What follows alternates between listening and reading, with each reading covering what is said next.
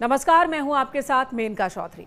वक्फ संशोधन विधेयक 2025 पहले लोकसभा फिर राज्यसभा से पास हुआ और उसके बाद शनिवार देर शाम राष्ट्रपति द्रौपदी मुर्मू ने इस पर सिग्नेचर कर दिया, यानी कि राष्ट्रपति ने भी इस पर मुहर लगा दी और इसी के साथ ये बिल अब कानून बन चुका है।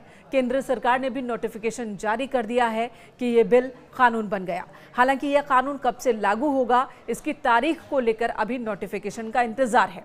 इन सबके बीच बड़ा सवाल यह है कि क्या सुप्रीम कोर्ट इन बदलावों को खारिज कर देगा?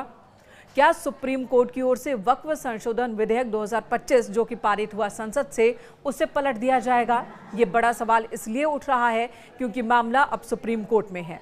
अब तक 3 याचिकाएं सुप्रीम कोर्ट में लगाई जा चुकी हैं। वक्फ कानून के मद्देनजर कांग्रेस के सांसद मोहम्मद जावेद ने, AIMIM के सांसद असदुद्दीन ओवैसी ने और आम आदमी पार्टी के विधायक अमानतुल्लाह खान ने सुप्रीम कोर्ट में याचिकाएं दाखिल की हैं और यही आरोप लगाए गए हैं कि इस नए कानून से मुसलमान समाज के मौलिक अधिकारों का हनन होता है और इस कानून को रद्द कर दिया जाना चाहिए। AIMIM के चीफ असदुद्दीन ओवैसी बार बार कह रहे हैं कि संविधान ने आर्टिकल 14, 25, 26 के तहत जो अधिकार दिए हैं, भारत के सभी नागरिकों को उन अधिकारों का हनन हो रहा है, मुस्लिम समाज के अधिकारों का हनन हो रहा है और ऐसे में ये कानून सही नहीं है।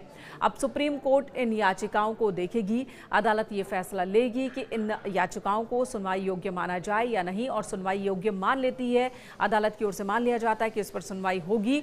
उसके बाद ये तय होगा, बहस होगी कि वाकई इन कानूनों से मौलिक अधिकारों का हनन हो रहा है या नहीं। इस तरह के मामले पहले भी अदालत में आ चुके हैं और अलग अलग मामलों में अलग अलग सालों में ये बात सामने आई है कि संसद मौलिक अधिकारों को बदल सकती है या नहीं बदल सकती है।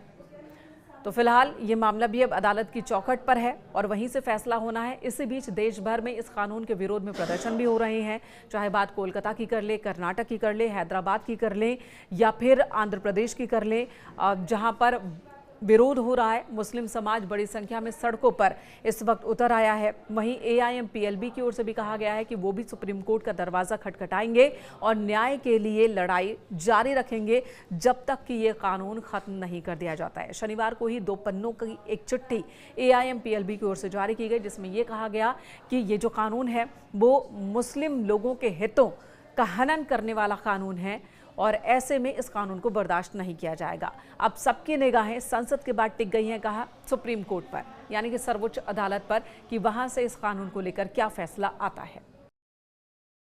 का मकसद सिर्फ मुसलमानों को जलील और रुस्वा करना है, मुसलमानों को दूसरे दर्जे का शहरी बनाने का इनका मकसद है। सर, अगर आप हिस्ट्री को पढ़ेंगे तो महात्मा गांधी उस वक्त के व्हाइट अफ्रीका में सफेद फम अफ्रीका के कानून को महात्मा गांधी ने कहा था कि ये मेरा कॉन्शियंस इसको मानता नहीं, मैं इस कानून को कबूल नहीं करता हूं। तो महात्मा गांधी ने क्या किया, उन्होंने उस कानून को फाड़ दिया। तो मैं गांधी की तरह इस कानून को फाड़ता हूं। ये अनकॉन्स्टिट्यूशनल है सर।